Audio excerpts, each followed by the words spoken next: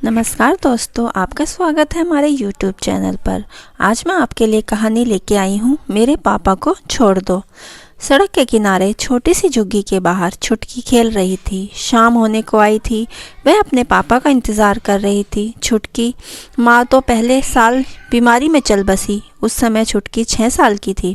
तब से पापा थोड़ा बहुत कमाते थे, उससे ज़्यादा शराब में उड़ाते थे। सुबह देर से उठते थे, फिर रेहड़ी पर थोड़े फल लेकर गली गली बेचने निकल जाते थे।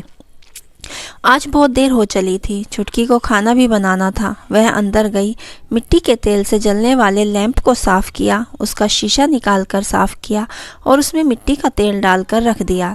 पास ही माचिस रख दी, जिससे अंधेरा होते समय उसे जलाकर खाना बना ले।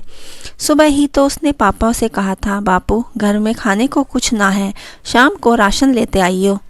लाखन ने गुस्से से देखा, अपनी माँ को खा गई, अब मुझे भी खा जा। जब देखो खाना खाना करती रहती है। छुटकी चुप रह गई। इसी तरह शाम तक वह भूखी रही। कुछ खाने को जो नहीं था। शाम को अगर उसके पापा कुछ ले आए तो वह पका लेगी, नहीं तो उसके सोने से बाद उसकी रेहड़ी में से एक फल चुराकर खा लेगी। पिछली बार ऐसा करते देखकर लाखन ने उसे बहुत मारा था, लेकिन पेट की भूख के आगे कहाँ कुछ दिखता है। आज पापा को देर हो गई थी, अब तक तो आ जाते। कई आकांक्षाएं छुटकी के मन में उठ रही थी। कहीं पीकर किसी झगड़ा तो नहीं कर लिया, कहीं पीने बैठे तो घर आने का होश ही नहीं हो। बहुत देर हो जाने पर छुटकी झुग्गी का पर्दा लगाकर पास वाले बनवारी चाचा के पास गई। उसने बोला, चाचा बापू अभी तक नहीं आया। बनवारी बोला, अरे बेटी उसका तो रोज़ का काम है, कहीं पीकर पड़ा होगा, तू चिंता मत कर, मैं अभी दुकान बढ़ाकर उसे देखने जाता हूँ, तू घर जा, ऐसे अंधेरे में अकेले मत घूम। बनवारी का एक छोटा सा पान का खोखा था। वह लाखन का बचपन का दोस्त था। छुटकी अपनी झुग्गी में वापस आ जाती है। अंधेरा होने लगता है। उसने लैंप जलाकर रख दिया और पापा का इंतज़ार करने लगी। भूख के मारे बुरा हाल था, लेकिन खाने के लिए कुछ नहीं था। कुछ देर बाद बनवारी चाचा दौड़ते हुए आए और बोले, छुटकी छुटकी। क्या हुआ चाचा, बापू कहाँ हैं? छुटकी ने जल्दी से पूछा। बनवारी चाचा ने जो बताया उसे सुनकर छुटकी के तो होश उड़ गए। उन्होंने बताया, बेटी दोपहर को पुलिस वाले बाजार से सारी रेहड़ी उठाकर ले गए, जिसमें तेरे बापू की भी थी। 2 घंटे बाद तेरा बापू शराब पीकर थाने जाकर हंगामा करने लगा। दरोगा को गुस्सा आ गया, उसने उसे बंद कर दिया। यह सुनकर छुटकी रोने लगी। बनवारी चाचा ने कहा, बेटी एक काम कर, मेरे साथ मेरे घर चल, यहाँ अकेली कैसे रहेगी?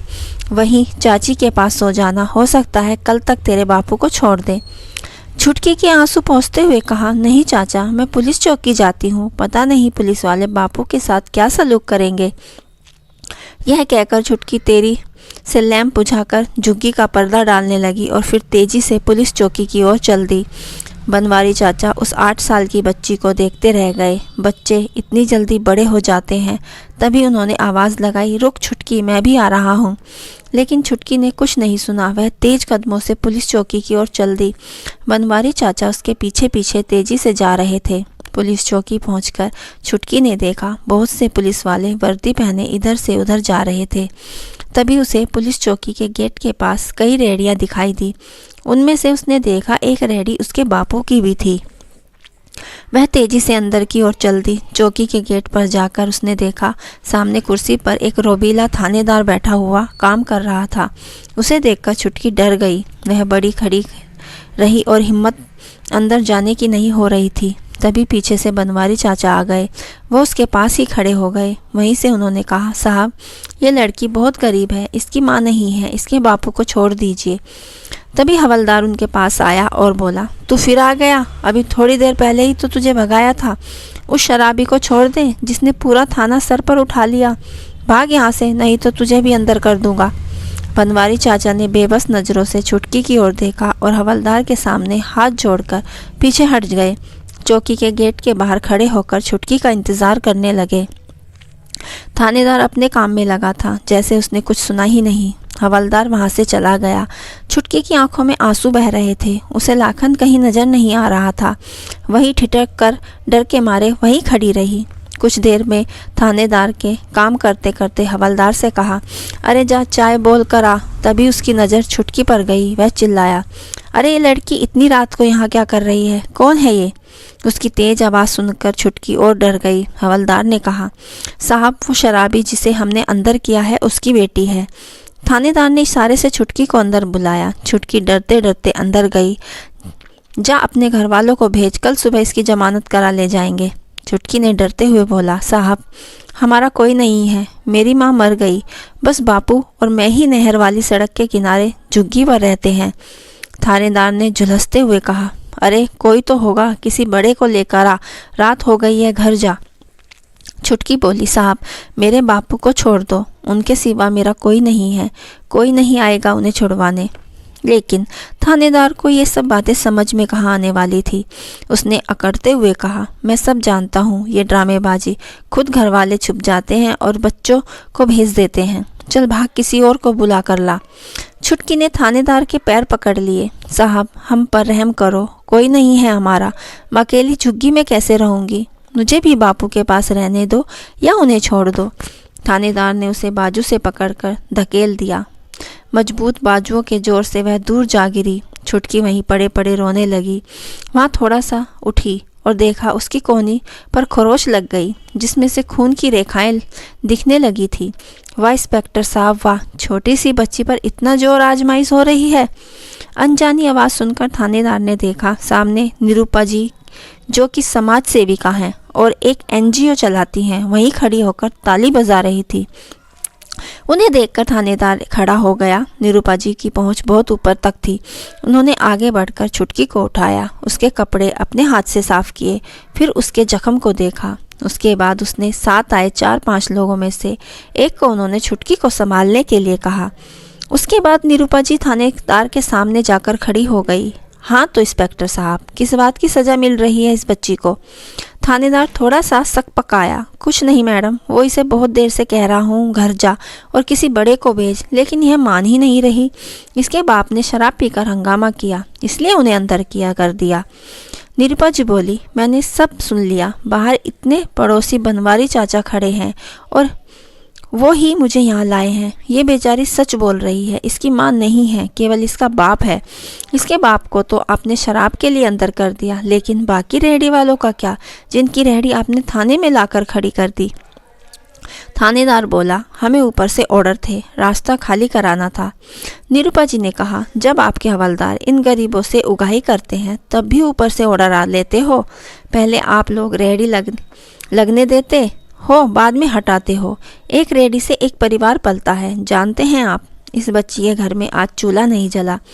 निरूपा जी ने आगे कहा, चलिए दिखाइए क्या रिपोर्ट लिखी है इसके बाप के खिलाफ आपने। थानेदार गिड़गिड़ाते हुए बोला, नहीं मैडम, कोई केस नहीं बनाया, ना ही कहीं रिपोर्ट लिखी है, वो तो बस ऐसे ही सबक सिखाने के लिए बंद कर दिया है।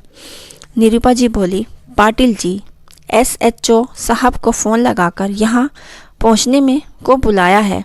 थानेदार बोला, मैडम उन्हें क्यों परेशान करती हो, मैं अभी इन्हें छोड़ देता हूँ। हवलदार लाखन को ले आया। लाखन को थानेदार के सामने लाया गया, जब तक उसका नशा भी उतर चुका था। निरूपा जी बोली, शर्म नहीं आती तुझे? देख इस बच्ची की हालत, भूखी प्यासी तुझे छुड़ाने के लिए थानेदार के पैरों में पड़ी है। लाखन बोला, मैडम एक ही तो हमारी रोजी रोटी थी, उसे भी उठा लाए। आपको पता है सारे फल भी इन्होंने फेंक दिए। निरूपा जी बोली, शराब पीने के लिए तेरे पास पैसे हैं, इस भूखी बच्ची के लिए नहीं है।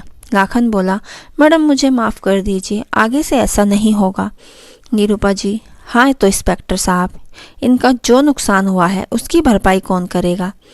थानेदार कोई जवाब न दे सका। निरूपा जी ने कहा, सबका जब्त किया सामान वापस करो, लेकिन मैं आपको छोड़ूंगी नहीं, आगे आपको इसका जवाब देना होगा।